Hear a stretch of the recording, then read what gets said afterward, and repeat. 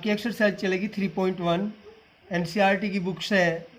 आपको एक क्वेश्चन दिया गया अवयव का, उसके लिए उसने कुछ कंडीशन दी कि अवयव की कोटि अवयव की संख्या ज्ञात करते हैं। अवयव की कोटि क्या होती है, इसे सोल्व करते हैं। अवयव की जो कोटि होती है उसके वो देखते हैं अवयव के अंदर कितने रो हैं। हमारे जो रो है वो है 3 और कॉलम कितने हैं 4। तो ये आपका आंसर आ गया। अब उसने सेकंड में बोला कि अवयवों की संख्या इसमें भी यही करते हैं 3 × 4 यानी 3 रो और 4 कॉलम। इसकी मल्टीप्लाई करने के बाद जो होंगे वो जो आएगा वो टोटल एलिमेंट होंगे। क्या बोलेंगे, कुल अवयव भी बोल सकते हैं आप,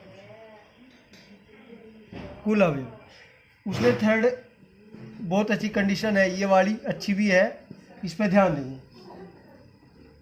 थर्ड जो कंडीशन उसने आपसे पूछा है कि थर्ड कंडीशन में उसने कुछ वैल्यू दी, जैसे उसने यहाँ दे दिया A12 का मतलब क्या होता है, A12 का मतलब होता है फर्स्ट रो, पहले रो का दूसरा कॉलम में क्या एलिमेंट लिखा हुआ है।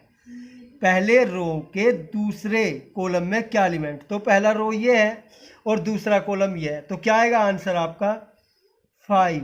वो कुछ भी पूछ सकता है आपसे। सपोज करो उसने बोल दिया आपको A21 का मतलब क्या होता है, A21 का मतलब होता है दूसरा रो पहला कॉलम, दूसरा रो और पहले कॉलम में क्या लिखा हुआ है 35। ये आपका आंसर। वो इसके अलावा भी उसने बहुत कुछ दिया हुआ है आपका, और भी है, या कुछ भी मान लो आप, जैसे ये है A32 का मतलब ये मैं अपने पास से बता रहा हूँ। A32 का मतलब है तीसरा रो दूसरा कॉलम, तीसरा रो और दूसरा कॉलम। तीसरा रो कौन सा है, ये वाला, तीसरा रो दूसरे कॉलम में क्या है 1 है। तो जो भी एलिमेंट वो आपसे पूछने के लिए देगा आपको वही ज्ञात करने। जैसे उसने लास्ट में दिया है A23 गिवन है A23, यानी दूसरा रो और तीसरे कॉलम पे क्या लिखा है 5/2। यह आपका आंसर। क्वेश्चन नंबर सेकंड, किसी अवयव में 24 एलिमेंट है तब उसकी संभव कोटियां कितनी हो सकती है, यानी उसे कितने प्रकार से लिखा जा सकता है। देखो यदि मैं उसे एक ही लाइन में लिख दूं तो उसमें एक तो रो कर दो आप और 24 कॉलम कर दो, या आप 24 रो कर दो और एक कॉलम कर दो। जैसे देखो मैं ऐसे लिख सकता हूँ यहाँ कि जैसे आपका 2, 5, 8, 9, 11, 7 ऐसे लिखता चला जाऊँ, तो ऐसे ये वाली कंडीशन।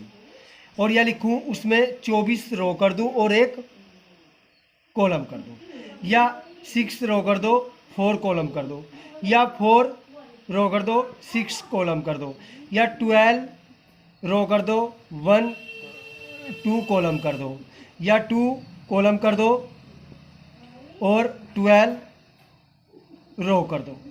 या आप कर सकते हैं 8 × 3 कर सकते हैं, 8 रो 3 कॉलम, या 3 रो 8 कॉलम। यह उसकी संभव कोटियां होगी। और यदि तेरा तत्व है, तेरा अवयव है,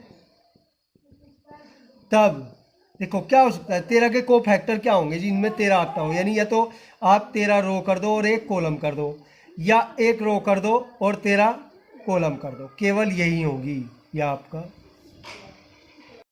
थर्ड, या आप स्वयं करेंगे, सेम है जैसा क्वेश्चन नंबर 2 है उसके अकॉर्डिंग। क्वेश्चन नंबर 4 पे आ जाएंगे। उसने बोला एक अवयव, एक मैट्रिक्स है जिसका ऑर्डर 2 × 2 है, या जिसका क्रम 2 × 2 है। A=IJ की रचना करनी। उसने कहा A एक मैट्रिक्स है जो कैसा है 2 × 2 का, यानी A11 A12, यानी पहला रो पहला कॉलम होगा, पहला रो दूसरा कॉलम होगा, और दूसरा रो पहला कॉलम होगा, और A22 second row second column होगा, यानी वो ऐसा होगा। अब उसने यहाँ पे एक फर्स्ट वैल्यू दी कि फर्स्ट में दिया AIJ इस प्रकार है कि I + J का होल स्क्वायर अपॉन 2। देखो कैसे करते हैं, तो AIJ क्या हो जाएगा आपका, रखते हैं ये वैल्यू इस आई की जगह रखेंगे और सेकंड वैल्यू जे की जगह रखेंगे। ये वैल्यू आई की जगह और सेकंड वैल्यू जे की जगह, तो 1 + 1 यानी 1 ए की जगह, आई की जगह क्या रखेंगे 1 और जे की जगह 1, 1 + 1 का होल स्क्वायर अपॉन 2। ऐसी इस टर्म्स में, इस पद में आई की जगह 1 रखेंगे और जे की जगह 2 रखेंगे, तो क्या हो जाएगा 1 + 2 का होल स्क्वायर अपॉन 2। अब यहाँ पे आई की जगह क्या रखेंगे 2 और जे की जगह क्या रखेंगे 1, तो यहाँ आ जाएगा 2 + 1 का होल स्क्वायर अपॉन 2। ऐसे ही यहाँ पे आई की जगह क्या रखेंगे 2 और जे की जगह क्या रखेंगे 2, तो यहाँ हो जाएगा 2 + 2 का होल स्क्वायर अपॉन 2। करते हैं ए आई जे आपका जो आएगा वो आएगा 1 1 2 2 का स्क्वायर 4 4 अपॉन 2 क्या आ जाएगा 2। यहाँ पे 2 1 3 3 का स्क्वायर 9 अपॉन 2। यहाँ पे क्या आएगा 2 1 3 3 का स्क्वायर 9 9 अपॉन 2। और यहाँ पे कितना आएगा 2 2 4 4 का स्क्वायर 1 6 और इसे डिवाइड करेंगे 2 से क्या आ जाएगा 8। यह आपका आंसर। अगेन उसने दिया आई जे, अब क्या दोबारा से उन्होंने रिपीट कर दिया कि ए आई जे इक्वल क्या है आई अपॉन जे, और ए इक्वल उसने आपको पहले ही दिया हुआ है कि वो 2 2 का मैट्रिक्स है, तो यहाँ लिखेंगे A1 1 A1 2 और आपका A2 1 और A2 2। इसका मतलब ये क्या होता है, इसका मतलब होता है ये दूसरा रो है पहला कॉलम है, और इसका मतलब होता है दूसरा रो है और दूसरा ही कॉलम है। तो हमारा जो ए आई जे हो जाएगा वो क्या होगा, अब के यहाँ पे क्या रखेंगे आई की जगह 1 और जे की जगह भी 1 यानी 1 अपॉन 1। यहाँ पे क्या रखेंगे आई की जगह 1 और जे की जगह क्या रखेंगे 2। यहाँ पे क्या हो जाएगा हमारा आई की जगह क्या रखेंगे 2 और जे की जगह क्या रखेंगे 1 यानी 2 अपॉन 1। ऐसे ही आई की जगह 2 और जे की जगह भी 2। तो ए आई जे जो हमारा होगा वो हो जाएगा 1 1/2 और आपका 2 और 1, और यह आपका नंबर जो हमारा फोर्थ था उसका मैंने फोर्थ पार्ट जो थर्ड पार्ट था वो छोड़ दिया आपके लिए, क्योंकि जो क्वेश्चन नंबर 5 है वो भी सेम है। उसने कहा एक मैट्रिक्स है, क्वेश्चन बुक से पढ़ेंगे, 3 × 4 का एक मैट्रिक्स है और उसके जो एलिमेंट दिए आई जे दिए और 1/2 इतना दिया हुआ है। आप उस मैट्रिक्स की आपको रचना करनी है। तो देखो ए इक्वल उन्हें दिया 3 रो है यानी 3 रो और कॉलम कितने हैं उसमें 4, तो हम लिखते हैं A1 1 A1 2 A1 3, क्योंकि उसमें कितने A1 3 और A1 4 कॉलम कितने हैं। देखो ये तो रो हो गया, ये पहला रो है, पहला कॉलम है, पहला रो दूसरा कॉलम, पहला रो तीसरा। अब यहाँ पे लिखेंगे A2 1 A2 2 और A2 3 और आपका A2 4, और यहाँ पे आएगा A3 1 A3 2 और A3 3 और यहाँ पे आएगा A3 4। देखो इसके अंदर कितने रो हो गए 1 2 3 3 रो हो गए, कॉलम कितने हो गए 1 2 3 4, ये इसका ऑर्डर था 3 4, यह हो गया। अब उसने क्या दिया ए आई जे इक्वल 1/2, ये आपको गिवन है। इसका ये मैट्रिक्स बनाएंगे, तो जो मैट्रिक्स बनाएंगे यहाँ पे आई की जगह क्या रखेंगे 1 और जे की जगह भी क्या रखेंगे 1, तो यहाँ पे क्या हो जाएगा, यहाँ पे आपका हो जाएगा, देखो ये रफ काम है थोड़ा, -3 और जे की जगह 1, तो कितना हो गया -3 + 1 -2। और ये क्या, ये चिन्ह किस चीज़ का है मॉडुलस, जो भी चीज़ इससे बाहर आती है वो कैसी हो जाती है पॉजिटिव, तो ये माइनस का हुआ और ये मॉडुलस के अंदर है, तो ये कैसा आ जाएगा 2 आ जाएगा, और इसे 2 से डिवाइड करेंगे तो क्या आ जाएगा, क्या आ जाएगा आपका 1 आ जाएगा, तो यहाँ पे क्या आएगा 1। अगेन दूसरे टर्म्स के लिए ध्यान देंगे, अब क्या आई की जगह क्या रखेंगे 1 और जे की जगह क्या रखेंगे 2, आई की जगह 1 रखेंगे, जे की जगह 2 रखेंगे, तो आपका 3, आई की जगह 1 और जे की जगह 2, और बाहर क्या है इससे 1/2 भी है, तो क्या होगा -3 + 2 -1 और वो भी मॉडुलस में, और अपॉन में क्या है 2, और 1 का मॉडुलस क्या होता है 1/2, तो यहाँ पे क्या आएगा इस पॉइंट पे 1/2। मैं इसे रब कर देता हूं, ठीक है। अब इस वाले पॉइंट के लिए आई की जगह क्या रखेंगे 1 और जे की जगह क्या रखेंगे 3। तो जैसे रखेंगे 1/2 मॉडुलस 3 आई की जगह 1 और जे की जगह 3, तो क्या होगा -3 + 3 मॉडुलस में, और ये क्या हो जाएगा 0। तो ये पॉइंट क्या आएगा मेरा 0।